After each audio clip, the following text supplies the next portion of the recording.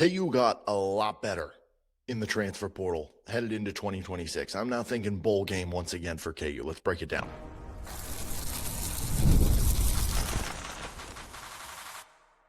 You are Locked On Jayhawks, your daily podcast on the Kansas Jayhawks.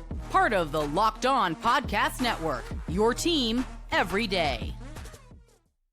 What's going on? Derek Johnson here with Locked On Jayhawks. Thanks for making it your first listen every day. And thank you to everydayers catching each and every episode of the show. And don't forget, you can check out some of our commitment episodes as well, talking transfer portal. Thank you for making Locked On the #1 sports podcast network as well. On today's episode, we're breaking down the portal class for KU, 28 additions for Kansas. Theme of the class, areas I feel like KU has gotten better, what it means overall for the team and the roster. We'll also get into some of the losses and what we can take away from that. And in general, some things that have happened in the portal season, just from a national perspective, that could have a good or bad effect on KU. Today's episode of the show is brought to you by FanDuel Sportsbook.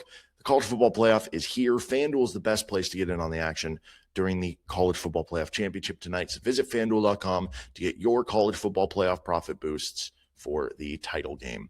Okay, so Kansas with 28 additions. And obviously, if you're talking full offseason moves, the Andy Kotelnicki addition is as big as anything. But if we're just talking transfer portal, 28 additions for KU. They had a lot of work to do. They went out and did it quickly, and I think they did an excellent job in the overall and what they were able to do. I think just in general, if you're looking at like value, I think they brought in more than they lost. Obviously, there are some certain players that we're going to wait and see how their career develops. And, you know, like John Kamara at Wisconsin or David McComb at Miami of Ohio. And, you know, how are those players going to end up doing down the road? And you might look back and go, man, I wish you would have been able to hold on to him. But in the overall, which is all that you can ask of them to do, I think at the very least, if we're just looking at this from a perspective of 2026, this next year in front of you, it is hands down that they brought in more value and players that can help them for the roster right now in 2026 than they lost via the roster. I think hands down, you have to, come to that conclusion here, right? The question is going to be, did they bring in enough via the portal to overcome not just the transfer losses they had, but the graduation losses as well, right? But overall, my thoughts on the class, I really like what they went out there and did. Like, there's certain moves that are maybe more toward the beginning of the offseason that you're like, okay, this is an interesting move. I don't know, is that player going to be good enough to, but then you find out later that, hey, you bring in a different player who's going to be the starter, and that player who you're like, well, I don't know if they're good enough to be a starter, but I like him at this depth piece, becomes a depth piece. And now you have kind of that full picture of everything here, right? And I think in general, this made KU better, and it made them bigger on the lines of scrimmage. Now, I do think in general there's still going to be some questions about the offensive line. Like, at the end of the day, you got bigger, but there's some questions about, okay, how is it all going to gel together? Like, who's going to play what position? How is it going to come together, right? The defensive line, it's not just that you got bigger, it's you added guys who have been really successful at their previous stops. And I think in general, KU just got bigger overall. Like, that was a big theme of this class. You look throughout the positions they added. Jalen Dupree is like a 6'1" back. Yasinn Willis is a 235-pound running back. Those are big backs you're adding. At the receiver position, Najee Cox is like a 6'3", big body, target to hold on to the football that you can throw to. You added a couple tight ends who are, 6'4", 6'5". The offensive lineman you added, Stroh is 6'7", 345. Nick Morrow is 6'8". You look at the defensive line, and McAlpine and Smalls are every bit of over 300 pounds and sturdy as a rock in doing so. You look at, even at the linebacker position, like Landon Watson is like a 240, 245-pound linebacker. Yasinn Willis is like a 250-pound linebacker who, runs well even with holding it. Even at the corner position, Roman Pearson is 6'2". So they just added size kind of throughout at the different positions. But it is most impressive on the line of scrimmage, and it does feel like in terms of some of the biggest, again, this is all projection in terms of how much they spent on each player. But when you look at, the production of some players or the schools they were coming from, it does feel like KU definitely invested a good amount of their rev share, NIL, whatever way you shake it, money in the lines of scrimmage, which I think is a great way to build out any football team. But I love that approach for KU football. I also think KU did a really good job scrambling to fill the linebacker and safety roles, right? Like, those were both positions in flux. Those are both positions of need. Those are both positions that had big question marks because as we entered the portal, KU only had freshman linebackers on their team. You had a redshirt freshman, Malachi Curvey, and two incoming freshmen in Josh Galbraith and Joseph Credit. You look at the safety position, Lyric Rawls transferred away. Basically, it was you lost some like depth guys or younger guys. It was basically like Taylor Davis, Mason Ellis, and then again, some young freshmen like Darian Jones and Brandon Schmelsley, and bringing on another, incoming freshman. And so you had not just a lot of spots to fill, not just a lot of scholarships to fill, but you had a lot of starting roles and impact roles you needed to fill.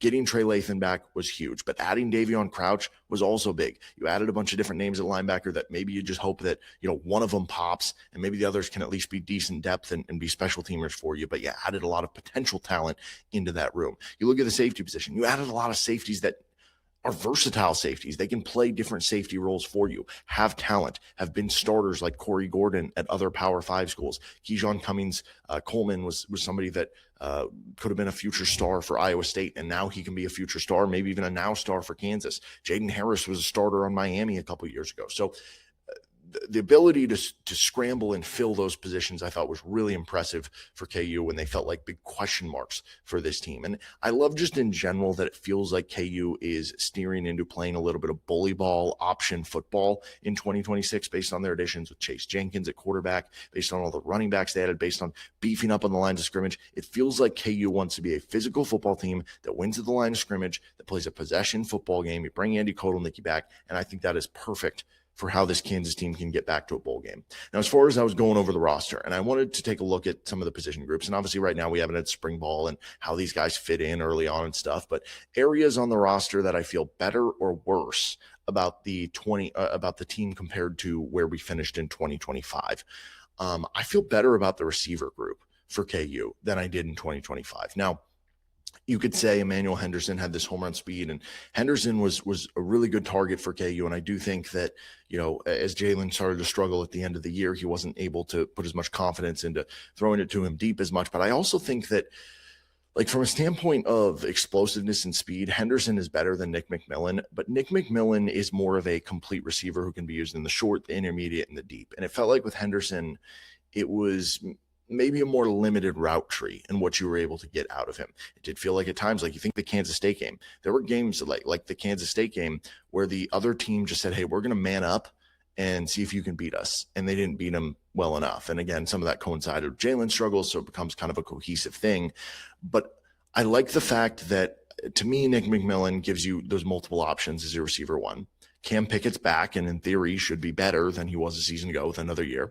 I think Najee Cox, I thought Bryson Canty could make an impact for KU. That got set behind because of injury, right? I think Najee Cox joining now in spring, whereas Canty joined in the summer and then had the injury, can be an upgrade over Canty just in terms of what you're getting for KU. And then Keaton Kubeka should be better than he was a season ago. Can one or two of the young guys kind of step up behind them? So I like the receiver core actually better this year right now than it finished in 2025. I feel better about defensive line. Defensive line was actually one of the strengths of the team last year. And I thought, Tommy Dunn and DJ Withers were solid players for, 3-4 years for KU, starters for 2-3 years for KU. But I think they can be even better there. I look at defensive tackle and I say Blake Harrell was already a stud, another year under your belt. McAlpine and Smalls, great additions. I think Calvin could break out this year. You have kind of upside swings in Conde and Oatis.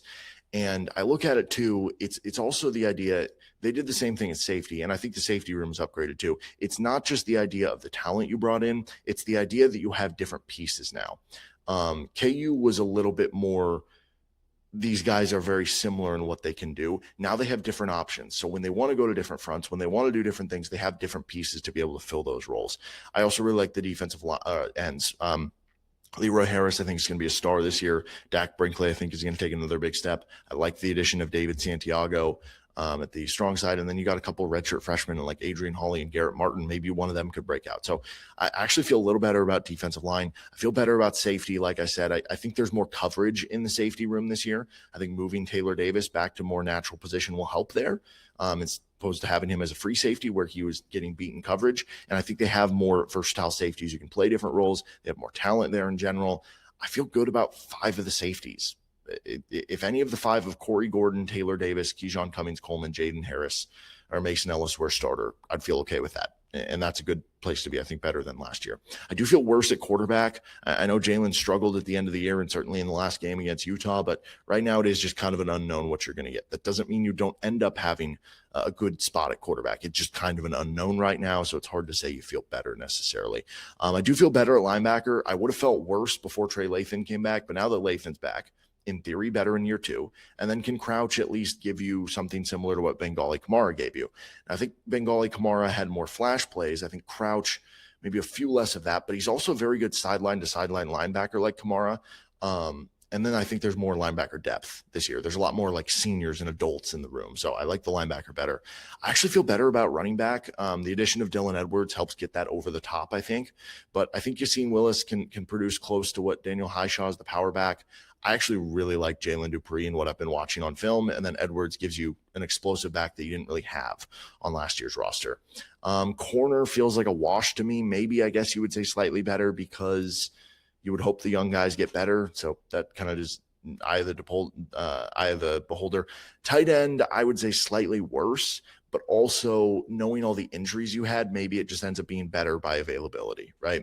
I would say TBD on the offensive line. You don't know how those are going to come over, and then worse at kicker and punter. But overall, based on all of those, I said better at a lot of positions. To me, this is a team that should be better than last year. And what does better mean? That could mean 6 wins. That could mean 7 wins. Who knows?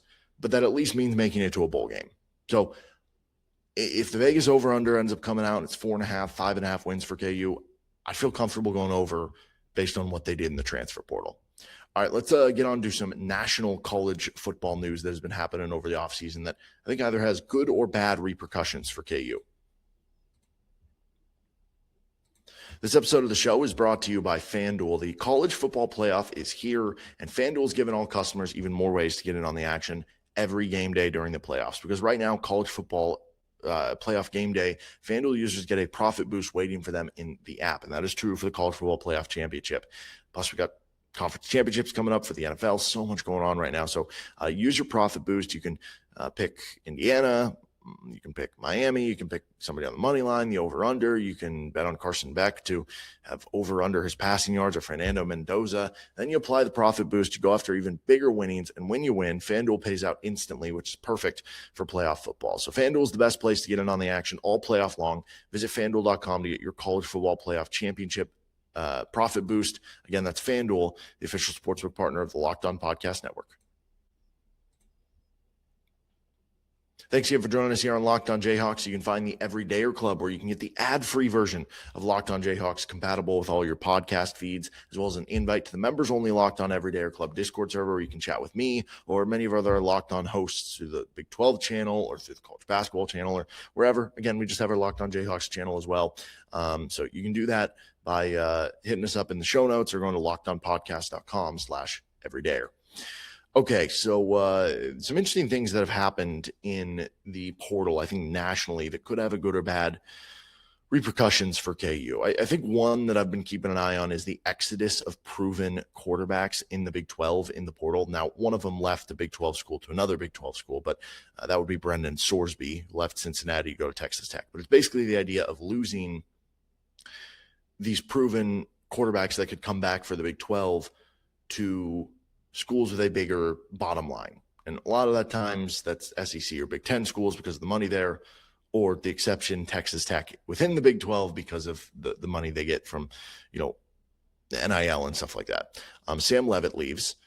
Josh Hoover leaves, goes to Indiana. Rocco Becht. And that one, I guess, a little bit different because he's following his coach to Penn State. But it's just kind of hard to look at because it's impossible to not be at least a little worried of like, what if, Isaiah Marshall goes out there this year? What if Cole Ballard goes out there this year and balls out?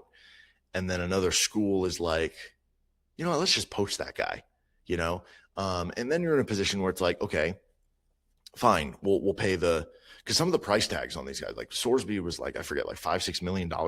Some of the price tags on it is like, let's say Isaiah Marshall goes out there and puts up a great season. And there's another, coach or team out there who's like, hey, we're going to pay Isaiah Marshall, I don't know, $4 million or whatever, something crazy. And KU's in a position where it's like, well, we don't want to lose our quarterback who's just really good, who can come back again. But then if you bring that in, then it's like, okay, now the rest of the roster isn't going to be as good. And so you're in a very difficult position here, I think, in general. And so it'd be naive to think that that situation is not something that could happen to Kansas at some point, and that would certainly suck. Another kind of quarterback thing that we saw happen was the Damon Williams saga at Washington, which now has turned into the Darian Mensah saga. So this is something where Damon Williams is a solid quarterback for Washington, showed some flashes year one. This year became the starter and helped Washington be like a 9-win team. So he signed a deal with Washington to come back to the team. And then like as he like posted about it on his like Instagram, he announces he's like entering the transfer portal. But then the school's like, hey, you signed. The rumors were that there were certain schools tampering with him to try to get him to come out, obviously, which makes sense. I think LSU was the popular one, but who knows? And basically they're like, we're not entering you in the portal. You signed a deal. And I don't know if there were potential legal repercussions, but basically they got him to be like, okay, fine, I'll come back and I'm not going to make a mess out of this, right? And then we saw a similar situation with Darian Mensah. He made an announcement. He was coming back to Duke. He signed his deal with Duke. And then like 2 weeks later, Miami is in a position where they're sitting there going, hey, all these transfer quarterbacks that we thought we were going to have a shot on have picked other schools. What do we do? And find a way to kind of tamper with this. The idea is that Mensah is going to get out of his deal with Duke with some sort of buyout and then make a ton of money to go to Miami. Again, some of this stuff is rumor, hearsay, who knows what's going to happen. But that stuff's not great either, because now we're getting to a point where it's like, okay, this is crazy and it's hard to deal with. But at least can we have the sanctity of if you sign a deal, you have to honor that deal? Like imagine in the NFL if, I don't know, Lamar Jackson signs a 5-year contract for $200 million. And then a week later, he goes, you know what? Actually, somebody else just told me they're going to give me 6 years and $240 million. So you're going to have to scrap that contract. That's not how it works. So I hope that's not something that becomes consistent. This would potentially be good news. And I guess this is a bit of good news for Duke and all that, is that they are going to have to get a buyout for Miami. And there was some news that came out about when Sorsby went to Texas Tech, $1 million buyout for Brendan Sorsby to Cincinnati. That at least would be good news for KU, that if they can write in kind of buyouts into this stuff, if you do lose some players in the future, maybe you get some money back to where you can still beef up your roster a little bit. Now, on the flip side of this, in kind of a positive light as well, it just makes you wonder, whenever KU does get done with their stadium here, how are they going to be able to attack the portal? Like how much of a financial burden is this on them attacking the portal, right? Because I can't imagine that all of the money that is going into the stadium is going to go to roster building. Like, let's say let's say they got 50 million in donations, just completely random number. I have no idea. 50 million in donations for the stadium this year. I don't know. You're not going to get 50 for the roster, like those are different things that are being donated for. That's not going to happen. But could you get an extra 5? Could you get an extra 10 million from where you are right now onto the roster? And what would that mean for KU? So it's almost like, can you survive these next few years while you're building the stadium? Just try to be a bowl team the next couple of years, and then hope when that stadium is done, you got a fancy new stadium, you got some more donation money that can go to building the roster, and then you can kind of pop off. I think that'd be the hope for where we are as a program for KU. All right, let's finish up with some of the departures for KU and what it can kind of tell us about what KU lost with the schools that they picked.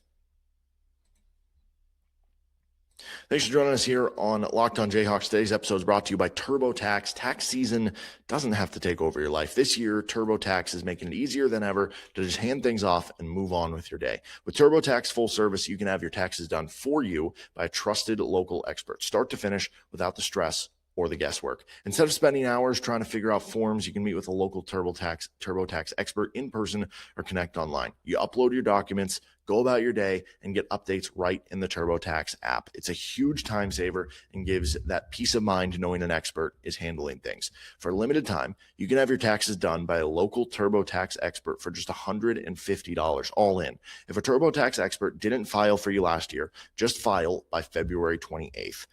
Take taxes off your plate. Get back to your life. Visit turbotax.com/local to book your appointment today. That is turbotax.com/local.